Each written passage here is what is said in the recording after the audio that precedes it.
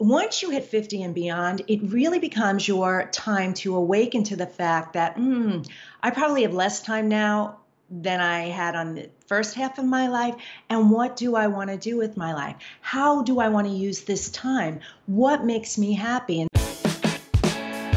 did you push record?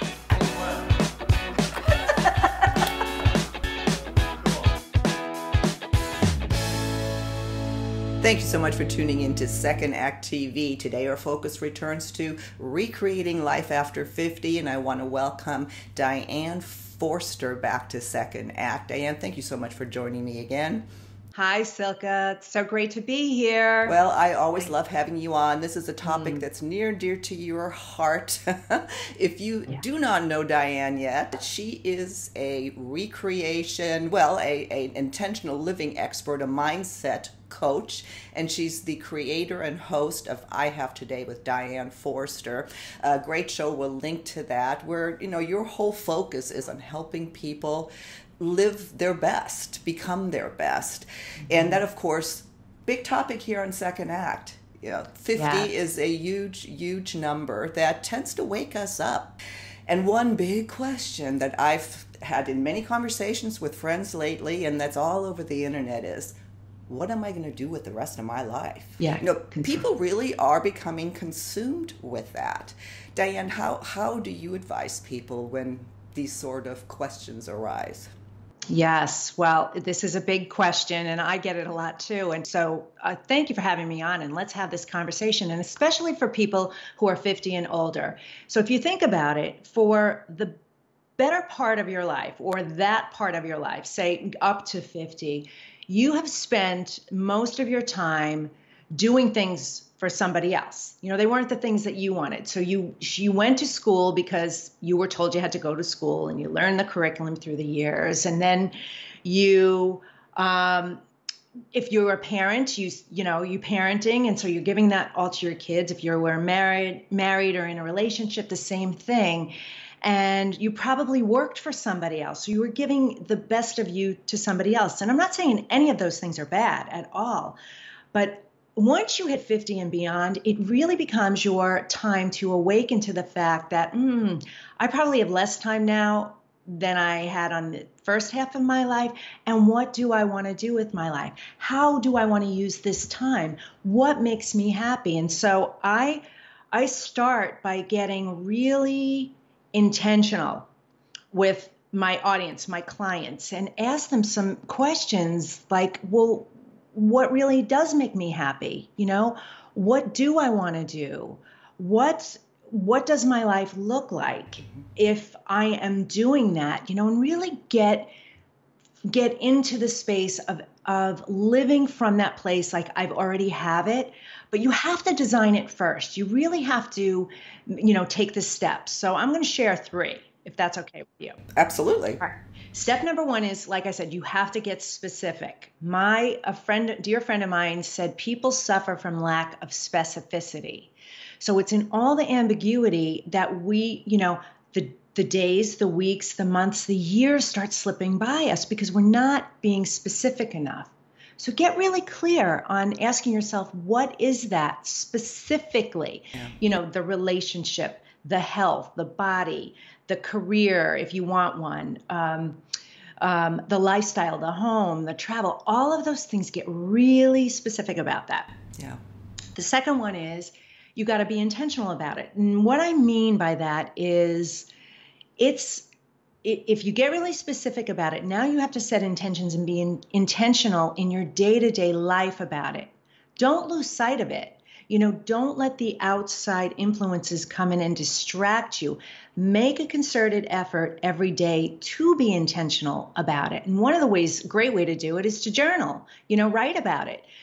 So you keep it top of mind and you keep it in your energetic field so that it will come to you a whole lot easier by being specific and intentional. I'm sorry, I didn't mean to interrupt you. No, go ahead. One way that I've heard that kind of resonated with me that somebody said was, if your old loves, things you used to love to do, if all of a sudden those start nagging you, pushing you, they come popping up in your head, that's a real clear sign that maybe this is time to time to revisit this. I Yes. believe that's what you're describing, if I'm Yes, understanding. totally. I mean, I spent 32 years working in corporate. I worked in the ad business, and then I worked in television sales. And I had a great career, and I loved it for many, many years until I didn't. Until I felt like I'm dragging myself here, and this just doesn't feel good anymore. And while the paycheck was really, really nice, that wasn't enough of a motivator for me anymore. So think about that with you. Like, are you trudging kind of through your day or just trying to get through things? That's not a good sign. No. So, or actually, it's a great sign that you're becoming aware that it's time for change. It's time for change. Exactly. Yeah. Yeah. And then the third way is to really be in action, in inspired action. So make movements every day towards that. So you've gotten specific, you've gotten intentional, and now you're getting into action about it. Mm-hmm. Don't wait for somebody else to give you permission to do it. You've got to do it. So, and I think, first of all, if you're in your 50s, you're 50 something years young. I'm 56 years young. That's what I say. And I fully plan on living a healthy, active, vibrant, long life. And so I make decisions as if that's all going to happen, and I'm building something every single day, even though it's not exactly where I want it to be. I'm headed there. So if you wanted to be an architect in your life, and you just let that go, or a musician, or anything, it is never, never, never too late to do that. All you have to do is get specific about it, get intentional about it, and get in action about it. Mm-hmm. So That's what I would say. What do you want to do with the rest of your life? Figure this out. Yeah. I think one of the hardest parts about that, or most challenging, is believing that it's possible. Yeah. Yes. Well, belief is a big thing, and that's why I do a lot of work on mindset. I'm able to help you let go of those limiting beliefs, because they're all limiting beliefs. There's truly nothing you can't do, be, or have. Truly nothing. Unlimited universe, unlimited opportunity to do anything at any time. And you got to let go of the fear of what somebody else might think of you. Like, oh, you're too old to be doing that. Oh, what are you thinking? No. Your permission is the only permission you need. And anybody who's giving you that advice is giving you opinion. They're not giving you counsel. So they're not in your shoes. You got to walk your walk. You've got to live your life. Yeah. That's true. If people discourage you for no really good reason. Right. I mean, I guess that maybe that's, in closing, I want to ask you, where do you distinguish between carelessness and going after what you want? Because I've been asked that, and I thought that was a really good question. Well, here's what I believe. Everybody's different, and you've got your own measure of what's careless and not careless. Again, that's back to somebody else's opinion of what it is, and it's not yours. But I will tell you what I did when I walked away from everything and started this. I said, look, I have never missed a meal in my life. I've always had a bed to sleep in. I'm a pretty competent woman. So if this doesn't work out, I'll figure it out. I will totally figure it out. Very resourceful. So you can't let the fear of it or the plan B of it hold you back. Yeah. You really have to go towards whatever that is with 100% commitment that it's going to work out. Right. Because, and in fact, I said this line when you were on my show, the only way you fail is if you quit. So it might not look exactly like you think it's going to look, but you will only know that as you go down the journey and the path to create whatever that is. Yeah. And you will become and feel alive. That's what I felt when, yes. And to your point again, I've never, haven't missed a meal, haven't done. Today, everything is okay, and that's what we have. Yes, exactly. Yeah, we have today. No, those are terrific points, and I know these questions are on so many people's minds right now. So, Diane, in closing, any final thoughts on what to do with the rest of your life?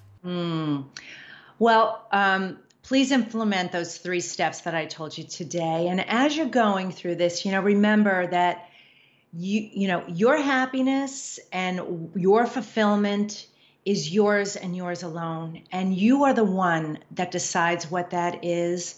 So please go after what you want unabashedly. Feel the fear and do it anyway.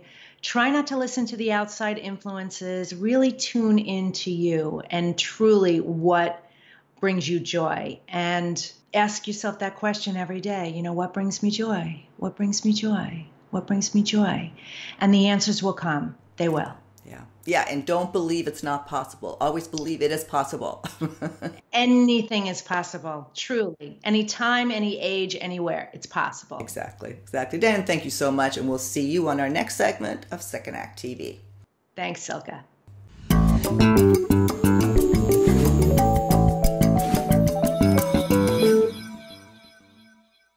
If you haven't done so already, please be sure to subscribe to our channel. The button is right over here. Just click on through to YouTube, and when you see the little bell right next to the subscribe button, hit that too. We'll notify you every time we launch a new video. See you next time.